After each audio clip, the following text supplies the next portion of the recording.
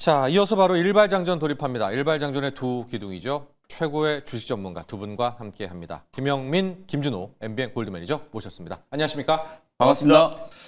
자, 엔비디아가 이런 날이 올 줄 누가 알았을까요? 불과 일주일 전까지만 해도 몰랐는데 왕따를 당하고 있다고 합니다. 엔비디아의 주가 2.59% 급락, 그리고 엔비디아의 대항마로 불렸던 AMD도 덩달아서 함께 무너졌습니다. 4% 급락, 나머지 M7들 다 웃었고요. 자, 첫 번째로는 이 엔비디아 이야기를 해보고 그 다음으로 우리 HBM 이야기를 나눠보도록 할 텐데, 영민 매니저, 네. 뭐 우리가 국장을 많이 나오고 있지만은 서학개미 분들의 좀 최고의 관심사, 네. 엔비디아 이제 팔아야 되나? 보통 수익률이 지금 한 80%는 다 넘는다고 하더라고요. 네. 차익 실현할까? 네. 영민 매니저라면은 이 질문이 왔다면 어떻게 답변해 주시겠어요? 아니, 갖고 계신 분들 입장에서야 팔 거면 이제 $200 넘었을 때 이제 진작에 팔았어야 되고. 네. 이미 늦었다? 지금은 오히려 저는 좀 매수 기회가 아닌가. 매수요? 이런 엔비디아를? 생각이 좀 들거든요. 네. 아니, 엔비디아의 아성이 뭐 저는 쉽게 깨질 것 같지 않아요. 주식시장이 항상 좋아하는 게 이런 식의 또 대결 구도, 네, 약간 이분법적인 네. 어떤 사고 이런 걸 굉장히 좋아하잖아요. 그러니까 엔비디아가 그동안에 이 AI 생태계를 이제 또 거의 주도하는 그야말로 이제 뭐 명실상부한 대장주 역할을 했었다가 갑자기 이제 이번 주부터 이제 TPU 얘기가 나오면서 네. 알파벳이 급부상을 하고 있는 상황이죠. 네. 여러 사람들 또 오늘은 또 셀즈포스 CEO가 제미나이 3.0을 한번 써봤더니 야 너무 좋아서 나 챗GPT에서 이제 제미나이로 갈아탈래. 네. 약간 이런 얘기들이 나오고 있는 거예요. 그리고 저는 오늘 미국 증시에서 가장 좀 재밌었던 게 메타가 오늘 급반등한 거. 사실 이제 메타가 실적 발표 이후에 실적이 괜찮았는데도 불구하고 이제 대규모 투자에 대한 어떤 부담, 회사채 발행에 대한 어떤 그런 이제 이슈 때문에 주가가 많이 주저앉았었거든요. 네. 근데 어제까지도 못 올라가다가 오늘은 메타가 네. 급반등을 한 이유가 뭐냐면, 우리 메타도 이제 TPU 네. 내년부터 도입을 하겠다. 이게 어떻게 연결되는 구조냐면, 엔비디아 칩이 지금 굉장히 비싸잖아요. 맞아요. 우리가 그때 이제 매출 총이익률 73%. 사실 이거는 표현이 좀 그렇지만 거의 뭐 날강도 수준이거든요. 그렇죠. 말도 안 되죠. 정말 네. 많은 마진을 남기고 있고 칩을 굉장히 비싸게 지금 팔고 있기 때문에 그것 때문에 어찌 보면 이제 AI 인프라에 투자하고 있는 데이터 센터 이제 지으려고 하는 빅테크 기업들이 어쨌든 엔비디아 칩을 울며 겨자 먹기로 사야 되는데 너무 비싸기 때문에 이제 비용에 대한 부담이 생기는 거거든요. 그러니까 이제 메타가 아니 당연히 엔비디아 칩을 안 쓴다는 게 아니라 일부를 이제 또 TPU를 써보겠다라고 하는 거기 때문에 그러면 이제 비용 측면에서 메타는 또 좋은 대안이 될 수 있는 거잖아요. 그래서 이제 메타가 또 구글의 TPU하고 연결이 되면서 오늘 이제 급반등이 들어왔고 반면에 네. 메타 쪽에 이제 그 또 AI 칩을 이제 공급하던 AMD는 장중에 거의 10% 가까이 또 급락을 하는. 엔비디아보다 더 빠졌어요. 이게 네. 철저히 저는 이분법적인 이제 사고 때문에 나타나는 현상이라고 이제 보거든요. 근데 우리가 이런 걸 또 쉽게 얘기하면 판이 커지는 거라고 보는 거죠. 제가 이제 연초에 여러분들께 중국에 우리 딥시크 사태가 터졌을 때 그때도 아마 엔비디아를 향해서 거의 비슷한 얘기를 했을 거예요. 이제 엔비디아 시대는 끝났다. 네. 중국에서 이렇게 저사양의 생성형 AI 만들어지고 엔비디아가 하는 거에 비해서 뭐 몇십 배 낮은 비용으로 이 AI 시스템을 구축할 수 있으니까 이제 엔비디아는 끝난 거 아니냐 그랬을 때 엔비디아가 한 20% 정도 조정받았거든요. 그 당시 가격이 이제 $100였어요. 네. 그러고 나서 한두 달 있다가 트럼프 대통령 상호관세 얘기 나왔을 때 $80까지 빠졌고. 근데 얼마 전까지 $200까지 올랐잖아요. 저는 이제 $170 정도 수준, 특히 오늘 엔비디아 주가가 거의 6%가 넘게 급락하다가 반발 매수가 좀 들어온 건 아무리 그래도 결국 이 엔비디아의 생태계가 쉽게 깨지지는 않을 거다. 우리가 만약에 지금 뭐 메타가 하루아침에 TPU 갑자기 만들어가지고 어제부터 뭐 갑자기 TPU를 썼던 것도 아니고 이미 메타는 오랜 시간 2016년부터 사실 자체적인 AI 칩 개발을 했었거든요. 네. 이게 거의 10년 동안 개발을 해서 이제 그야말로 뭔가 성과를 좀 보여주고 있는 거예요. 그러니까 또 다른 하나의 이제 강력한 또 수요처가 생긴 거고 이 두 가지 대안을 놓고 이제 많은 기업들이 우리도 한번 써볼까 이런 측면에서 이제 본다라고 하면 엔비디아 칩에 대한 구매가 줄어드는 게 아니라 새로운 이제 수요처가 이제 발생하는 거. 그러니까 시장 전체가 이제 판이 커지고 이게 어찌 보면 미국이 자랑하는 자본주의의 공정 경쟁이죠. 한 기업이 독점하고 있다가 계속 효율적인 대안들이 만들어지면서 AI 버블론을 저는 불식시키는 이제 과정이라고 보거든요. 네. 그런 측면에서 지금은 시장이 두 기업을 완전히 이제 알파벳 아니면 엔비디아 둘 중 하나 선택해야 된다. 이걸 이제 강요하고 있지만 저는 시간이 조금 지나면 결국 엔비디아의 이제 GPU와 TPU는 선택적인 이제 대안이 될 수 있는 부분. 그리고 활용 범위가 분명히 달라요. 네. 엔비디아가 또 갖고 있는 강점. 오늘 또 엔비디아에서는 막 적극적으로 왜 우리가 TPU보다 더 나은지에 대해서 그렇죠. 굉장히 적극적으로 얘기를 했잖아요. 그래서 저는 시간이 조금만 지나면 어차피 이제 GPU의 강점. 그리고 이미 많은 빅테크 기업들이 수천조 원을 들어가지고 이 GPU의 생태계대로 인프라를 맞춰놨기 때문에 이걸 하루아침에 아무리 TPU가 싸다라고 해서 이걸 도입해서 새로운 시스템을 만든다. 이건 거의 불가능하다고 보면 되거든요. 그러니까 선택적 대안이 하나 나왔고 그러면서 이제 또 에이직 반도체에 대해서 한 번 더 주목을 좀 받고 그러면서 이제 엔비디아도 이제 가격에 대한 부분은 저는 분명히 조금 고민을 좀 해봐야 될 것 같아요. 만약에 엔비디아가 이 시점에서 가격을 조금만 떨어뜨리면 수요가 저는 훨씬 더 폭발적으로 늘어난다고 보거든요. 이제 그런 측면에서 봤을 때 뭐 엔비디아 주가에 대해서 너무 크게 걱정할 필요는 없을 것 같다. 시장이 이제 차트를 한번 보죠. 좀 엔비디아 차트를 한번 보고 기술적 분석으로 왜냐하면 국장 하시는 분이 엔비디아와 구글 정도 갖고 계시거든요. 네. 가격 전략 한번 볼까요? 엔비디아가 제가 알파벳에서 딱 비교를 한번 해드려 볼게요. 네. 알파벳 차트를 보시면은 알파벳 C 차트 이제 보시면 사상 최고가거든요. 같죠, 한번. 오늘 이제 고점을 이제 뚫고 올라가려다가 약간 음봉이긴 합니다만 뭐 사상 최고가예요. 지금 저 구글입니다. 이게 이제 구글 알파벳의 이제 주가고요. 여기 보시는 차트가 이제 엔비디아 차트거든요.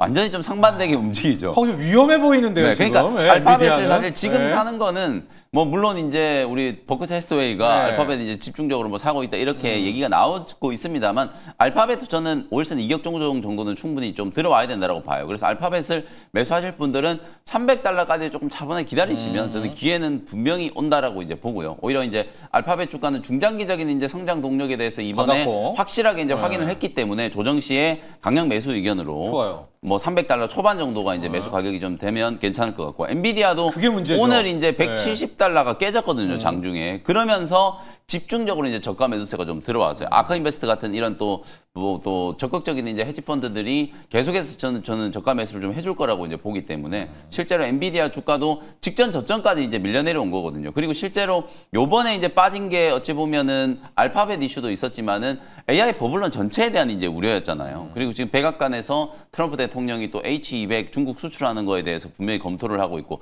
여러분들 다들 아시다시피 지금 미국이 국가 차원에서 추진하고 있는 스타게이트 프로젝트는 엔비디아와 오라클이 지금 주도하고 있는 상황이에요. 그럼 여기서 만약에 엔비디아가 팽당한다? 그럼 스타게이트 프로젝트 자체가 자초되는 거예요. 그런 일이 벌어질 가능성은 매우 희박하다라고 보기 때문에 H200 추십 수출 허용된다 그러면 또 엔비디아 바로 그냥 급등할 것 같거든요.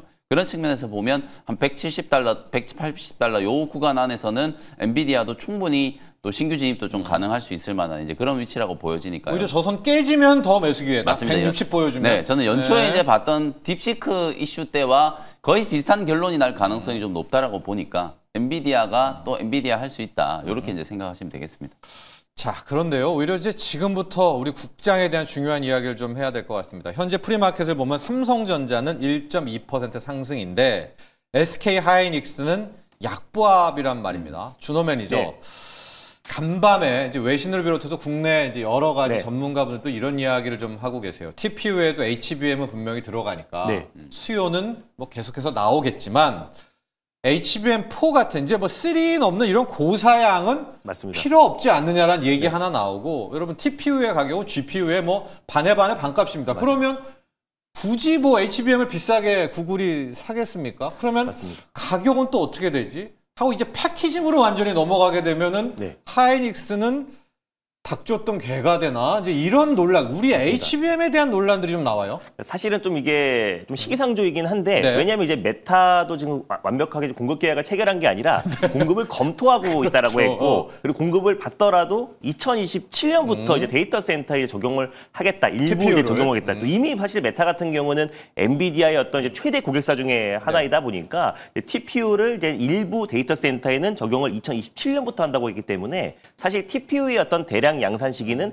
내후년이고 그리고 그때 이제 또 HBM이 다시 TPU에도 더 추가적으로 공급될 수 있다고 보고 있는데 그래서 지금 당장 뭐 GPU나 그리고 이제 HBM 관련해서 점유율이 떨어질 것은 아니다라고 봐요. 왜냐하면 SK 이제 AI 서밋에서 최태원 회장이 지금 많은 글로벌 테크 기업들이 지금 메모리를 미친 듯이 주문을 하고 있어서 메모리 쇼티지에 대한 어떤 우려가 좀 커지고 있다라는 발언까지 했고 엔비디아에서도 뭐 지금 $5천억 수준의 지금 블랙에이를 이미 지금 이제 선주문을 받았다라고 했기 때문에 당장은 이제 펀더멘털에는 전혀 문제가 없는데 시장에서는 약간 좀 센티멘탈 측면에서 그렇죠.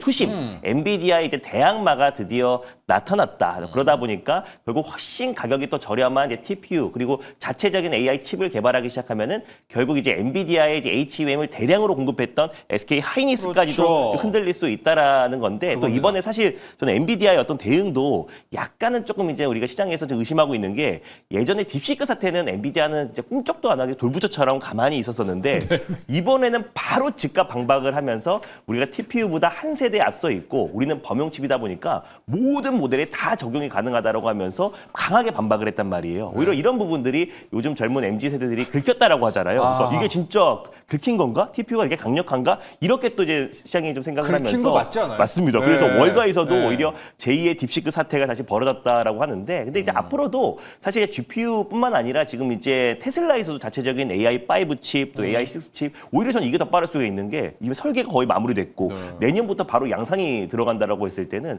사실 이제 자체적인 AI 칩 개발은 더욱더 속도를 낼 수밖에 없는 상황이라서 결국 이제 엔비디아가 영원히 이제 업계 1위의 지위를 계속해서 이어갈까지는 퀘션 마크가 붙는다. 근데 다만 당분간, 단기적으로 봤을 때 앞으로 한 1년, 2년, 3년 안에는 결국 엔비디아의 아성을 건드릴 수 있는 기업은 지금 당장은 없고 이미 AI 칩 관련해서도 엔비디아가 90% 이상의 점유율을 차지하고 있는 상황이잖아요. 그래서 당장 모든 플랫폼과 시스템이 바뀌면서 다른 칩들이 적용되기에는 시간이 걸릴 수 있겠지만 이미 지금 TPU와 테슬라의 AI5 칩 그리고 더 나아가서 AI6 칩 다양한 이제 기업들이 자체적인 AI 칩을 개발하고 있다라는 이런 센티멘탈 측면의 어떤 조정이다 보니까 오히려 이 조정을 이용해서 우리가 접근을 한다고 했을 때는 지난번에 딥시크 사태처럼 좀 빠른 또 반발 매수 또 AI 거품론은 좋았던 거는 AI 거품론이 이제 확실하게 불식되지 않았나. 그건 맞죠. 네, 맞습니다. 그래서 결국에 AI 시대에 대한 어떤 이제 빠른 어떤 전환과 그리고 기업들이 앞다퉈서 경쟁이 더 과열되고 있다라는 건 여전히 이제 AI에 대한 어떤 시대가 다시 한번 확인된 거기 때문에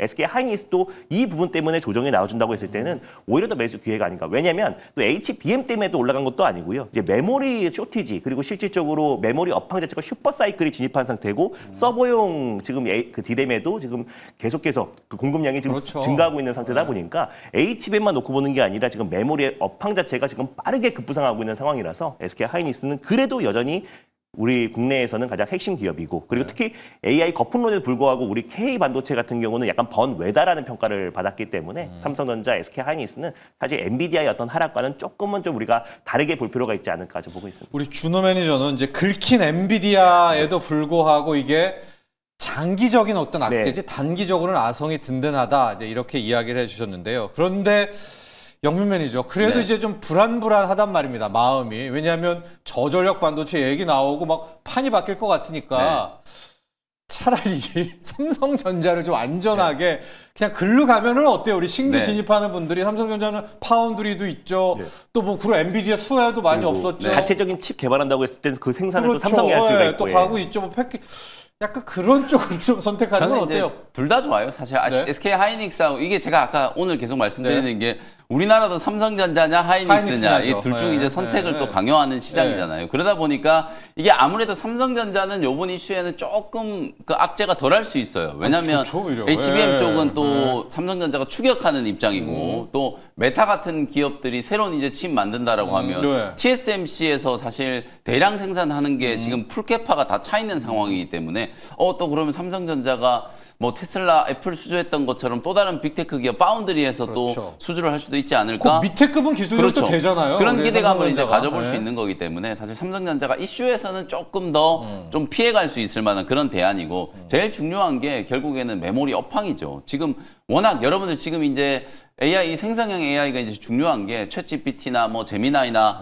어쨌든 이게 학습의 단계에서 지금 추론의 단계로 넘어가고 있기 때문에 지금 반도체에 대한 수요가 올해 엄청나게 지금 폭발적으로 상승을 하고 있는 거거든요. 결국 그 추론의 단계에서는 메모리에 대한 이제 수요가 어마어마하다. 꼭 HBM이 아니라 DDR4, DDR5에 대한 DDR5 가격이 자고 일어나면 그냥 계속 올라가고 있잖아요. 이제 그게 가장 핵심적인 거거든요. 결국 삼성전자도 그렇고 하이닉스 뭐 DDR5 안 만듭니까? 그러니까 결국 이런 메모리에 대한 이제 업황 개선에 대한 기대감이 실적의 상당 부분이 이제 기여를 하는 거기 때문에 실적적인 측면에 있어서 당장 뭐 삼성전자가 지금 4분기에 벌써 한 20조 원 가까이 영업이익이 나올 걸로 지금 기대를 하고 있잖아요. 19조, 20조 정도 지금 얘기가 나오고 있기 때문에 그런 측면에서 보면 삼성전자나 하이닉스나 매한가지다. 있습니다. 그리고 SK 하이닉스 이제 HBM4는 어차피 지금 공급 계약 다 끝났어요. 네. 내년도께 이제 솔드아웃 완판됐다라고 얘기를 했잖아요. 그러니까 지금 아무리 시끄러운 논란들이 나오고 가격이 어쩌고 저쩌고 해도 이미 내년도에 SK 하이닉스가 HBM4를 이제 팔아먹을 거는 수량도 정해져 있고 가격도 다 정해져 있는 상황이에요. 결국 이거는 심리적인 이제 요인에 의해서 또 시장이 이제 좋아하는 어떤 이분법적인 대결 구도, 뭘 살 거냐, 뭐가 더 좋으냐, 이제 이런 차원에서 이제 왔다 갔다 희비가 엇갈리는 거지. 결국은 뭐 삼성전자와 SK 하이닉스는 저는 같은 방향성을 보일 거다. 9월, 10월 달에 이제 움직였던 것과 마찬가지로 같은 방향성을 이제 보일 가능성이 높다. 그리고 또 하나 이제 재밌는 거 간단하게 좀 말씀 좀 드리면은 어차피 지금 자체적인 이제 AI 칩들은 테슬라, 방금 준호 매니저님 얘기해줬던 것처럼 테슬라도 AI5, AI6 만들고 있죠. 그다음에 마이크로소프트도 지금 마이아 200 만들고 있죠. 메타도 MT야 만들고 버전 3 만들고 있고 애플도 지금 자체적인 AI 칩 만들고 있어요. 어차피 모든 기업들이 다 자체적인 이제 AI 칩을 만들고 있는데 그건 사실상 어떤 데이터 센터에 쓰기 위한 AI 칩이라기보다는 본인들이 이제 구가하는 서비스를 구현하기 위해서 그게 바로 에이직이잖아요. 제가 어제 말씀드렸던 것처럼 애플리케이션 스페시픽 어떤 특정 워크 경로에다가 접목할 수 있는 가장 최적의 이제 칩을 만들기 위해서 자체적인 이제 AI 칩을 개발하는 거지. 이게 엔비디아의 꼭 GPU를 대체하기 위해서 개발한다라고 생각하시면 그건 큰 오해라고 이제 볼 수 있거든요. 그런 측면에서 이 AI 산업의 인프라를 구축하는 어떤 데이터 센터 진영에서는 저는 영원히 엔비디아가 그냥 1위가 될 수밖에 없는 구조다. 그런 측면에서 봤을 때는 아직도 이제 범용성에 대한 부분들도 우리가 쉽게 포기하면 안 된다. 그러니까 뭐 GPU나 HBM에 대한 어떤 전망이 TPU의 출현으로 제가 말씀드렸던 것처럼 TPU가 오늘 당장 새롭게 출현한 게 아니라 개발하고 최적화하는데 10년이 걸렸다고 말씀드렸거든요. 이제 그런 측면을 감안한다라고 하면 여전히 중장기적으로 봤을 때도 이 GPU와 그리고 이제 AI 인프라에 대한 생태계, HBM에 대한 이제 시장 자체는 뭐 확고한 입지가 이제 좀 또 구축될 수 있는 가능성이 있다. 이렇게 보시면 되겠습니다. 하루 아침에 뭐 SK 하이닉스의 악재 터지고 그런 것은 아니고 뭐 HBM4가 안 팔리고 그런 것도 아니다라는 점을 또 명확히 해주셨고요. 그러나 우리 두 전문가 모두 한 가지 확실한 것은 지금 메모리 반도체는 없어서 못 판다. DDR5가 진짜 인기 폭발이고요. 간밤에 어플라이드 머티리얼즈가 폭등한 것도 역시도 우리 메모리 반도체의 힘입니다. 근데 프리마켓에서는 지금 뭐 SK 하이닉스, 소부장 뭐 다 삼성전자 합쳐서 누가 1등이냐? 역시 에이직입니다.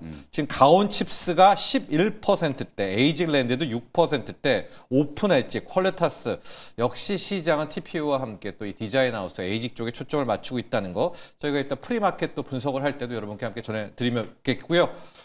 준호 매니저. 자, 이런 TPU에 온통 TPU로 도배되고 있는 이런 상황에서 오늘의 일발은 어디로 가요? 오늘의 일발은 또 같이 편승해서 기판 기업을 하나 들고 왔습니다. 그래서 시장에서 온통 TPU 얘기하면 TPU 관련된 종목들이 들어가는 게 맞는 거고 결국에 저는 삼성전기가 최근에 또 이제 핫하잖아요. 그러니까요. 기판 또 그리고 또 MLCC 관련된 공장이 풀가동되고 있는데 또 절대적인 또 라이벌 기업인 LG 이노텍을 오늘 탑픽 종목으로 선정을 해봤습니다. 일단 뭐 LG 이노텍의 어떤 이제 매출의 사실 대부분은 아이폰 매출이라고 보시면 되고 그리고 아이폰 17이 굉장히 또 잘 또 판매가 되다 보니까 거기에 들어가는 또 이제 카메라 모듈과 그리고 또 기판도 모바일 기판도 또 공급하고 있어요. 그래서 실질적으로 이제 이번에 아이폰 17의 가장 또 핵심 인기 비결 중에 하나가 또 카메라라고 하는데 그 카메라 모듈을 또 공급하고 있는 기업이 LG 이노텍 거의 독과점적으로 공급한다라고 보시면 되고 거기에 들어가는 기판도 같이 공급하고 있는데 이 매출 비중이 지금 이제 3분기가 전년 동기 대비해서 65% 이상 급증한 영업이익이 801억을 찍힌 상태고요. 그리고 이제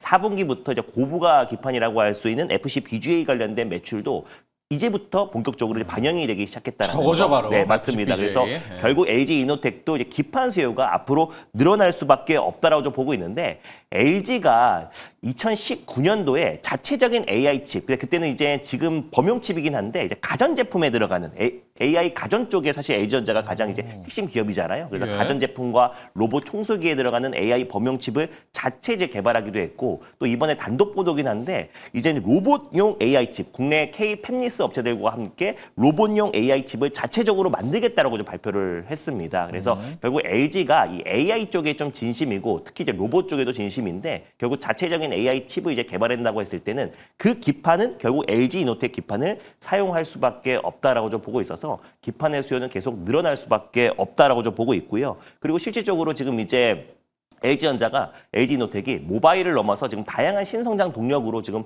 확장을 하고 있어요. 그래서 로보틱스뿐만 아니라 우주 항공 그리고 미래 산업 신성장 동력에 지금 계속해서 확장해 나가고 있고 그리고 이제 5년 안에 신사업 비중 지금 너무 이제 아이폰 쪽에 좀 쏠려 있는 매출 비중이 크다 보니까 총 매출의 80%가 이제 아이폰 매출이에요. 그래서 아이폰이 잘 판매가 돼야 LG이노텍도 실적이 좋아지는 구조인데 이제 앞으로 아이폰의 의존도를 조금 벗어나서 이제 앞으로 신성장 동력 쪽에 집중해서 5년 안에 25%가 새로운 산업으로 비중을 채워나가겠다. 그게 바로 로보틱스와 그리고 FC BGA 기판뿐만 아니라 그리고 그 전장 사업 쪽에 들어가는 카메라 모듈 이런 부분들이 앞으로 사업을 채워나가겠다라고 했던 건데 결국 LG와 테슬라는 협력이 계속 확대될 수밖에 없는 게 앞으로 지금 전기차뿐만 아니라 또 로보택시에 들어가는 카메라 모듈도 LG이노텍에 공급하고 있고 결국 자율주행에 들어가는 카메라 모듈이 LG이노텍이 주 공급사고요. 그리고 최근 들어서 삼성전기가 이제 공급하기 시작했기 때문에 거의 테슬라에 들어가는 대부분의 카메라 모듈은 LG이노텍에 공급하기 때문에 앞으로 본격적으로 내년에 이제 옵티머스 로봇을 양산한다고 했을 때 그 옵티머스 로봇에 들어가는 눈도 그리고 카메라 모듈도 결국 LG이노텍이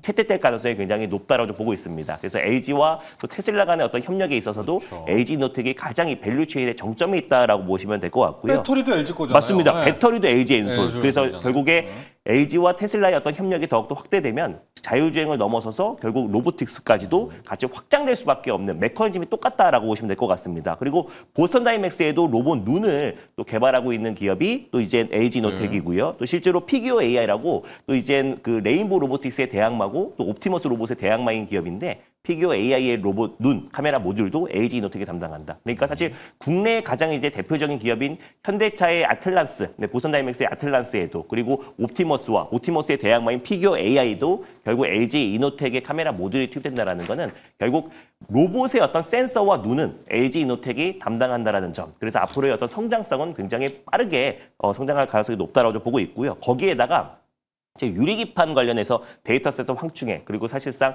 꿈의 기판이라고 할 수 있는 유리기판이 SK와 삼성, SKC와 삼성전기, 삼성전자가 좀 속도를 내고 있는 상황이잖아요. 근데 LG에서는 LG이노텍이 유리기판 관련된 또 신성장 동력으로 지금 이미 구미 공장에 유리기판 시생산 라인을 이미 구축한 상태고요. 그리고 올해 연말에 유리기판 관련된 시제품을 지금 제조해서 보여준다고 로드맵을 공개한다고 합니다. 그리고 이제 2027년도, 2028년도에 본격적으로 유리기판 관련된 양산을 시작한다라고 했을 때 우리가 너무 지금 SKC와 삼성전기에만 유리기판 관련된 모멘텀으로 우리가 관심을 갖고 있는데 오히려 LG이노텍도 지금 뒤에서는 굉장히 속도를 내고 있는 상황이고 올해 연말에 시제품이 나온다는 점을 놓고 봤을 때 우리가 유리기판 쪽으로도 LG이노텍을 좀 관심을 가질 필요가 있다. 그래서 최근에 삼성전기가 지금 MLCC 그리고 카메라 모듈 그리고 다양한 부분으로 시장에서 다시 한번 부각되고 있는데 맞습니다. 기판. LG이노텍도 기판과 또 카메라 모듈 또 유리기판 관련해서 매출처가 빠르게 좀 성장하고 있는 상황이고 신성장 동력으로 유리기판 쪽에 시제품을 앞두고 있는 시점이다 보니까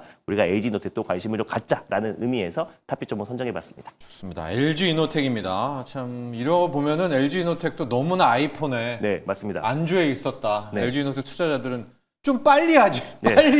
빨리 기판 좀 가고 이 뉴스 빨리 맞습니다. 좀 내놓지 막 그런 아쉬움이 있을 것 같아요. 가격 전략을 좀 보죠. LG이노텍이요. 일단 뭐 가격 전략 같은 경우는 전일 종가를 딱 들어가는 게 딱 맞을 것 같아요. 그래서 전일 종가였던 23만 6천 원. 삼성전기가 한번 시세가 크게 올라가는 거 봤을 때는 LG이노텍도 앞으로 삼성전기의 어떤 방향을 따라갈 가능성이 좀 높다라고 보고 있습니다. 그래서 일단 특히 카메라 모듈 쪽에서는 삼성전기보다 LG이노텍이 더 앞서 있다라는 점. 그래서 유리기판도 오히려 양산 시기가 더 빠를 수 있다라는 점을 봤을 때 우리가 LG이노텍이 삼성전기 대비해서 조금은 좀 저평가 국면이 아닌가라는 판단에 들고 와봤고요. 전일 종가였던 23만 6천 원 라인대를 일단 1차 목표가로 한번 설정해 보도록 하겠고 목표가는 28만 4천 원, 직전 고점 돌파해서 28만 4천 원을 목표가로 그리고 손절가는 20만 1천 원을 말씀드려보도록 하겠습니다. 네, 자 오늘 준우 매니저 일발은 LG이노텍으로 향했습니다. 현재 프리마켓 상황들 좀 보면은 눈에 들어오는 종목들과 테마들이 거의 확실합니다. 일단 반도체 쪽에서는 역시 에이직 쪽 라인들, 가온칩스를 비롯하는 디자인 하우스 라인들이 눈에 들어오고요. 테마로는 우크라 종전 쪽입니다. 전진 건설 로봇이라든가 이런 좀 그동안에 우리가 알고 있는 이제 우크라 재건주들도 크게 움직이네요. 현대 에버다임이 오늘은 또 좀 가고 있는 것 같고 대형주 중에서는 삼성전기가 또 오늘도 지금 프리에서 3.5% 또 달리면서 요즘 대장주는 삼성전기다 이런 모습도 느낄 수가 있었을 텐데요.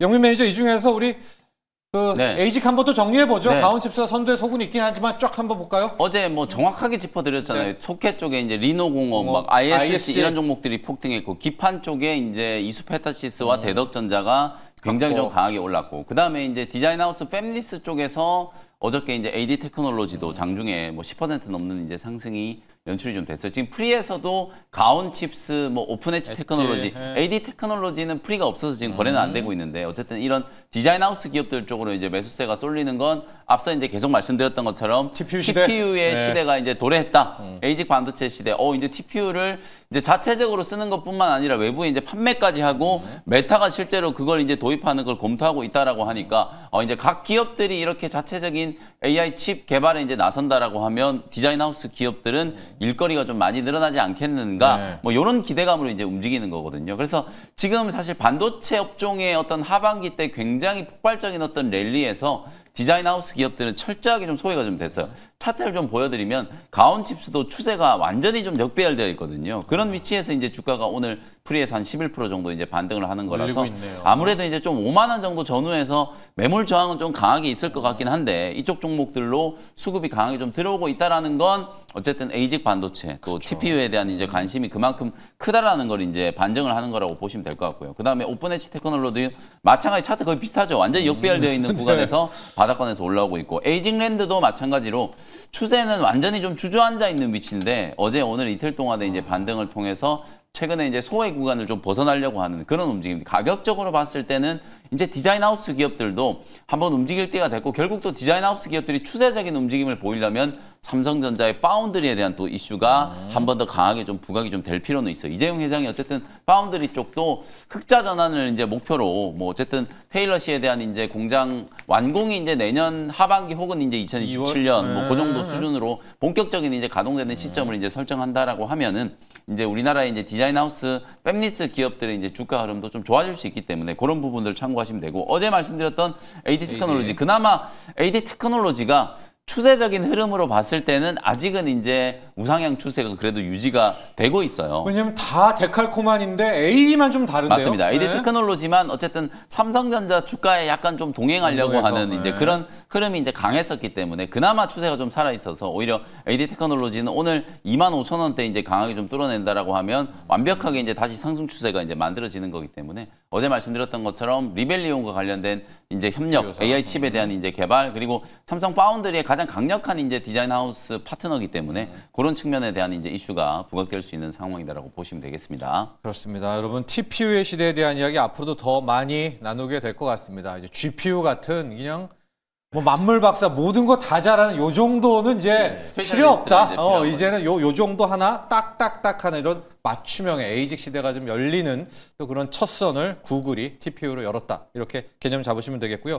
연관해서 지금 리노공업 ISC도 이 테스 소켓 라인도 못지 않거든요. 근데 리뷰를 하면서 같이 가죠. 리노공업 ISC 가볼까요? 네, 일단 뭐 어제 리노공업 좀 소개를 해드렸었는데 일단 이제 포고핀 방식의 글로벌 1등 기업이고, 뭐 결국에 이제 에이직 반도체 자체적인 AI 칩을 이제 개발한다라고 했을 때는 당연히 뭐 테스 소켓 수요는 늘어날 수밖에 없는 거고, 특히나 지금 리노공업은 다품종 소량 생산이 또 핵심이잖아요. 그러니까 물론 뭐 ISC도 지금 이제 실리콘 러버 소켓도 결국 다 적용이 되지만 결국 그 실리콘 러버 소켓 같은 경우는 이제 소품종 대량 생산이다 보니까 가격이 초기에는 좀 비쌀 수 있어서 오히려 지금 에이직 반도체 자체적인 맞춤형 반도체에 관련된 시장이 더욱더 확장된다고 했을 때는 오히려 리노공업의 포고핀 방식이 채택될 가능성이 훨씬 더 높다라는 어떤 관점에서 어제도 좀 이제 안정적인 좀 반등 흐름이 나와줬고, 제가 6만 원 미만이라고 말씀을 드렸었는데 딱 6만 원 미만까지 한번 내려왔다가 좀 반등이 나와줬어요. 그래서 지금도 프리에서 한 4~5% 정도 추가적인 반등 흐름이 나와주고 있는데, 리노공업은 그래서 이제 모바일에 들어가는 또 특히나 지금 그 테스트 소켓도 공급하고 있어서 결국 이제 온 디바이스 AI의 또 핵심 기업으로도 부각되고 있습니다. 그래서 결국 이제 리노공업과 ISC는 이제 우리가 기판과 함께 테스트 소켓 관련된 종목들, 그리고 TFE와 TSE까지 있잖아요. 그래서 우리가 소켓 기업들도 계속 관심을 가져야 되는데, 오히려 이번에 어떤 에이직 반도체 또 그리고 자체적인 맞춤형 반도체에 있어서는 ISC보다 내용적인 측면에서는 리노공업이 훨씬 더 지금 TPU에는 적합하다라는 점, 네, 참고하시면 될 것 같고 다만 지금 이제 ISC 같은 경우는 이제 GPU 기업, CPU 기업 다양한 지금 고객성을 이미 확보해 놓은 상태다 보니까 최근에 리노공업보다 조금 더 강하게 시세가 좀 들어와주고 있다라고 보시면 될 것 같고요. 그래서 ISC 같은 경우도 지금 현재 지금 프리에서 ISC는 지금 프리에는 없고 네, 그래서 잠시만요. 네, ISC 같은 경우는 지금 프리에서 꽤 오르고 있죠. 프리에서 지금 5% 정도 반등 흐름 나와주고 있고 그리고 또 이제 리노공업도 한 4~5% 정도 같이 반등이 나와주고 있는데 ISC는 이번에 지금 내년부터 본격적으로 HBM 쪽에 또 이제 소켓 수요가 이제 같이 좀 잡히기 때문에 내년에 어떤 이제 폭발적인 매출 성장과 그리고 SKC에 이제 편입이 되면서 유리기판 쪽에서도 유리기판 전용 테스트 소켓 관련해서도 지금 이제 세계 최초로 개발한 기업이 또 ISC예요. 그래서 SKC에서 이제 그 유리기판 관련된 또 상용화의 속도를 낸다고 했을 때도 ISC가 또 최대 수혜이기도 하고 아무튼 테스트 소켓 쪽에서는 ISC와 리노공업이 가장 핵심인데 LG 반도체와 이제 자체적인 이제 반도체 개발, AI 칩을 개발의 속도를 낸다고 했을 때는 초기에는 또 리노공업의 채택률이 조금은 높다. 그래서 롯데 에너지 머티리얼즈도 좀 같이 좀 반등 흐름이 나와주고 있는데 그래서 결국에 이제 회로박의 수요도 같이 좀 늘어날 수 있다라는 점에서 전체적인 이제 TPU 관련된 이제 밸류체인 기업들이 지금 번갈아 가면서 좀 반등이 나와주고 있다라고 보시면 될 것 같습니다. 좋습니다. 자, TPU의 시대 저희 테스트 중에 ISC도 좋고요. 리노공업도 좋고 기판 쪽에 이수페타시스 대덕전자 라인도 저희가 여러 번 조합해서 또 이야기를 해드렸습니다. 그리고 좀 더 나간다면 오늘 얘기했던 이제 가온칩스, AD 테크놀로지 그렇습니다. 이런 에이징 맞춤형도 가고 전체 다 몰아서는 삼성전기 같은 이런 친구 하나 이제 갖고 있어도 되는지 이렇게 좀 대응하시면 좋을 것 같고요. 바이오들 한번 체크를 해보도록 할 텐데 오름 테라퓨틱스를 일단 리뷰를 가보도록 하죠. DAC를 가도록 하고 영민 매니저한테 좀 하고 싶은 질문은 에피스 홀딩스는 도대체 언제 살아나나까지도 한번 가보도록 하겠습니다. 우리가 사실 지금 오늘 계속 TPU 얘기만 하고 있지만 미국장에서는 일라이릴리가 또 최고가잖아요. 4% 가까이 급등하면서 뭐 시총 1조 달러 넘긴 이후에 지금 하루도 쉬지 않고 계속해서 상승이 나타나고 있는 상태고. 노보노도 좋았어요. 맞습니다. 노보노도 좋았고 머크도 지금 5%가 넘게 또 급등을 했어요. 52주 신고가를 이제 경신하는 흐름이었고 NBI 미국 이제 나스닥 생명과학 지수가 사상 최고가 랠리가 이어지고 있어요. 그러니까 제약바이오 쪽은 간밤에 금리 인하 기대감이 강했었잖아요. 또 특히나 캐비넷의 국가경제위원회 위원장을 차기 연준 의장으로 결국에는 트럼프 대통령이 최측근을 앉히려고 지금 백악관에서 준비를 하고 있기 때문에 곧 지명이 된다라고 하거든요. 성탄 전에. 맞습니다. 성탄 전에 이제 지명이 된다라고 하면 이제 뭐 내년도의 금리 인하 전망에 대해서는 크게 걱정할 필요가 없겠다. 끝난 거죠. 그러니까 금리 인하 기대감 강해지니까 또 제약바이오 이제 NBI 지수가 계속 이제 급등을 하는 거라고 보시면 우리 국내 증시도 바이오 이제 반도체 쪽이 이슈가 강하긴 합니다만 또 바이오 쪽도 꼭 주목을 좀 여러분들 하실 필요가 있다. 오름 테라퓨틱 뭐 사실 10월 달에도 말씀드렸고 지난 수능일 때도 또 한 번 소개해드렸고 그러고 나서도 어제 또 사상 최고가 경신을 하는 모습이었어요. 오름 테라퓨틱은 일단 뭐 전 세계에서 거의 유일하다 싶은 이제 임상에 이제 진입한 이제 DAC 후보 물질을 이제 보유하고 있는 그런 이제 기업이라고 이제 보시면 되고 사실상 이제 오름 1153에 대한 이제 파이프라인 가치에 대해서 주목도가 상당히 좀 높아지고 있어요. 전임상에 대한 이제 데이터가 12월 6일부터 미국에 지금 혈액학회가 이제 개최가 좀 되는데 그때 오름 테라퓨틱스가 오름 이제 1153에 대한 이제 전임상 데이터를 이제 공개를 할 걸로 이제 예상이 좀 되고 있는 상태입니다.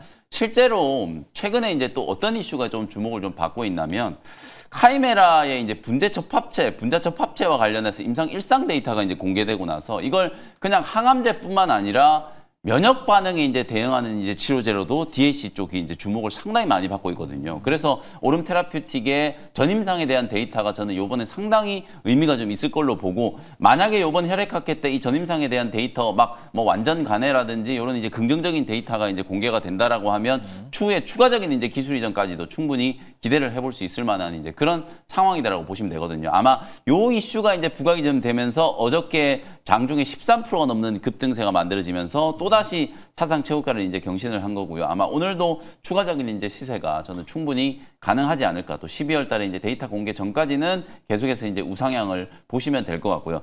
그 다음에 이제 앞서 말씀드렸던 것처럼 지금 제약바이오 기업 중에 삼성바이오로직스, 삼성바이오 에피스, 특히 삼성바이오 에피스 이제 왜 이렇게 많이 빠지나, 에피스 홀딩스 많이 빠지는 거에 대해서 질문 많아요. 걱정하시는 에피스. 분들이 많은데 어쨌든 저는 에피스 홀딩스는 분할됐을 때 일단 가격 자체가 많이 좀 고평가되어 있었다라는 말씀을 좀 드렸었잖아요. 이제 바이오시밀러 연구 개발하고 또 아직 신약 개발에 있어서 뭔가 이제 성과를 만들어낸 게 없다 보니까 사실 분할된 딱 그때 시점으로 봤을 때는 거의 30조 원에 육박하는 이제 가치였는데 재상장된 날 가격이 많이 떨어져서 이제 호가가 접수가 좀 됐고 그리고 그날 거의 하한가까지 이제 급락했고 어저께도 또 장중에 큰 폭으로 이제 조정이 좀 들어왔기 때문에 이제 시총이 한 8조 원대 된 8조 거거든요. 3천억대예요. 이게 그렇게 따지면은 사실 이제 삼성 에피스 홀딩스의 이제 가치는 사실은 제가 이제 말씀드렸던 것처럼 한 10조에서 15조 원 정도 중장기적으로 이제 목표로 본다라고 하면은 이제 적정 가치 조금 아래로 이제 좀 떨어졌다 이렇게 이제 볼 수 있는 것 같아요. 뭐 삼성 바이오로직스하고 에피스 홀딩스가 왜 빠지냐 이거에 대한 거는 사실 수급적인 측면이 강하기 때문에 외국인들이 일단 특히 삼성 바이오로직스가 특례 상장되기 전에 지금 공격적으로 차익 실현을 하고 있잖아요. 이제 그런 측면에서 오히려 재상장되고 난 이후에 이제 주가가 조금 많이 빠진다. 이건 내용 측면의 이슈라기보다는 수급적인 이제 측면의 이슈가 좋습니다. 크다. 이렇게 이제 보시면 되고. 그래서 이제 더불어 제가 말씀드렸던 인투셀도 같이 이제 말씀 좀 드려보면은 왜냐면 에피스 홀딩스 짝꿍이었잖아요. 제가 에피스 홀딩스가 기업 가치를 끌어올리기 위해서는 ADC 쪽에서 성과를 만들어야 된다. 그 ADC 쪽에서 강력한 파트너십을 이제 맺고 있는 기업이 인투셀이다. 이렇게 말씀드렸는데 에피스 주가가 급락을 해버리니까 인투셀도 같이 빠진 거예요. 근데 제가 아무리 생각해도 인투셀이 얻어맞을 이유는 없거든요. 왜냐하면 에피스 홀딩스가 이렇게 주가 빠지고 제가 계속 말씀드리는 것처럼 가치를 끌어올리기 위해서 지금 ADC 쪽 특히 넥사테크과 관련된 특허 문제도 말끔히 좀 해소를 시킬 정도로 이거는 어찌 보면은 인투셀이 보유하고 있는 파이프라인과 또 링커 기술을 활용하기 위해서 중국 기업과 이제 파트너십을 맺을 정도로 에피스 홀딩스가 인투셀의 이제 기술력을 굉장히 높게 평가하고 있는 거거든요. 어찌 보면 지금 현재 에피스 홀딩스는 인투셀을 믿고 ADC 쪽에 공격적인 투자를 하는 거예요. 아니, 그런 측면에서 봤을 때는 인투셀이 빠질 이유가 전혀 없는데 항상 시장의 논리는 그런 거죠. 관계에서 하니까 그렇죠. 에피스 홀딩스가 빠지니까 그냥 인투셀도 같이 빠지는 거거든요. 제가 볼 때는 뭐 절호의 매수 기회가 이제 만들어졌다라고 보고 뭐 보유하고 계신 분들도 크게 걱정 안 하시고 이게 제가 인투셀도 지난 8월, 9월 달에도 2만 원대, 막 3만 원대도 여러 차례 이제 소개해드렸던 종목이 6만 원까지 주가가 좀 많이 올라오다 보니까 아마도 에피스 홀딩스 상장이 조금 세론으로 이제 작용을 좀 한 것 같아요. 뭐 그런 측면에서 단기 조정이 이제 조금 진행이 된 거니까 지금 가격 정도면 저는 굉장히 매력적인 가격이고 역시 인투셀도 최고가 한번 경신할 수 있는 흐름. 특히 최근에 ADC 쪽 분야에 어제도 제약바이오 진영 중에 ADC가 가장 강했잖아요. 네. 저는 오늘도 비슷한 흐름이 이제 만들어질 거라고 보니까요. 인투셀 보유하고 계신 분들은 뭐 크게 염려하지 않으시고 신고가를 차분하게 기다리시면 곧 타상 최고가 한번 좀 뚫어주는 흐름이 나올 거다. 이렇게 말씀드리겠습니다. 삼성 에피스 홀딩스 실은 바이오시밀러 외에 신약을 도전하고 있고요. ADC를 첫 번에 내걸었거든요. 파트너로 인투셀. 다 ADC 뺏겼고 지금 남은 파트너십이 인투셀의 그렇습니다. ADC입니다. 네. 그래서 이 둘의 원팀들 이 파트너십도 함께 주목하시면 좋을 것 같고요. 2차 전지 라인들 한번 보면서 롯데 에너지 머티리얼즈를 한번 두루두루 가보도록 하겠습니다. 진짜 아픈 마지막 아픈 손가락이 네카오도 있긴 하지만 2차 전지인데 네. 롯데 에너지 머티리얼즈 가면서 좀 평가해 주시죠. 최근에 롯데에너지 머티리얼즈가 사실 2차전지 안에서는 가장 강하게 맞아요. 상승이 나와주고 있는 이유가 결국 이제는 회로박 전환 속도가 정말 빠르게 진행되고 전지박, 있다. 그래서 네. 전지박에서 좀 회로박. 회로박. 그래서 결국 실리콘, 결국 음극재 집 전체에 적용되면 동박이 적용되면은 그게 이제 전지박이고 그리고 또 PCB에 활용이 되면은 그게 회로박이 회로박이고. 되는 건데 결국 이제 자체적인 AG 반도체 또 그리고 자체적인 AI 칩 개발에 나선다고 했을 때는 또 회로박 수요도 같이 늘어날 수밖에 없기 때문에 롯데 에너지 머티리얼즈가 정말 발빠른 대응으로 지금 회로박 관련된 공장 증설을 지금 계속 확대하고 있고 생산 라인을 지금 다 회로박으로 교체하고 있는 상황이래요. 그래서 당장 지금 실적으로 바로 반영되고 있지는 않지만은 내년에 이제 흑자 저장에 대한 기대감, 그러니까 더 이상 더 나빠질 것도 없다라는 게 지금 적용이 되고 있어서 오히려 좀 주가의 어떤 강한 상승 흐름이 나와주고 있고 전지박 측면에서도 이젠 더 이상 2차전지 소재 기업들이 전기차 판매량으로 올라가는 게 아닌 것 같아요. ESS 쪽에 결국 전지박의 수요도 같이 좀 늘어나면서 결국 ESS 밸류 체인에 결국 롯데 에너지 머티리얼즈가 가장 또 이제 중심에 서지 않나라는 어떤 기대감. 그래서 결국 ESS 수요 창출과 결국 이제 회로박 전환, 결국 자체적인 AI 칩 개발에 있어서 회로박 수요의 어떤 증가, 그래서 2026년도에 어떤 매출이 어떤 기대가 된다라는 점에서 롯데에너지 머티리얼즈가 좀 상승 흐름 놔주고 있고 지금도 좀 추가 상승 흐름 놔주고 있는데 특히 또 ESS 같은 경우는 AI 전력난을 해소할 수 있는 유일한 또 해결책으로 ESS가 또 지목되고 있잖아요. 그래서 결국 AI 인프라 쪽의 어떤 순환매는 계속해서 좀 이어질 수밖에 없는 상황에서 저는 2차전지 업종 그 안에 ESS 밸류체인의 가장 정점에 있는 기업들은 결국 돌아가면서 다시 저가 매수가 유입될 수밖에 없다고 보고 있습니다. 왜냐하면 11월 내내 AI 거품론으로 인해서 주가 조정 흐름이 좀 나아졌었는데 간밤에 테슬라도 유럽 쪽의 판매량이 40% 이상 급감했다고 했는데도 오히려 반발 매수가 들어와주면서 반등했어요. 그래서 그만큼 시장에서는 전기차 판매량보다 오히려 ESS 쪽에 2차전지 핵심 소재 기업들, 밸류체인의 정점에 있는 기업들은 오히려 지금부터는 우리가 저가 매수로도 충분히 매력적인 구간이고 롯데에너지 머티리얼즈 같은 경우는 동박과 그리고 회로박 쪽에 가장 좀 핵심적인 기업이다 보니까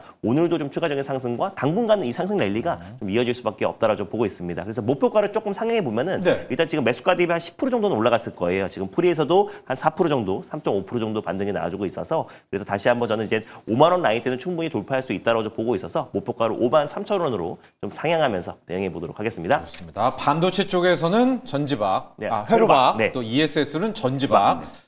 동진 세미캠도 지금 갑니다. 뭐 똑같진 않지만 약간 유사하게 좀 그렇습니다. 양발을 다 돋는 이런 소재 업체들 가고 있으니까 주목하시기 바라고요. 오늘 일반 어디로 갈까요? 정면 승부. HBM에 대해서 많은 분들이 우려하실 것 같아서 HBM 최고 수혜주를 가지고 왔습니다. DI라는 종목 한번 공략을 해보도록 할게요.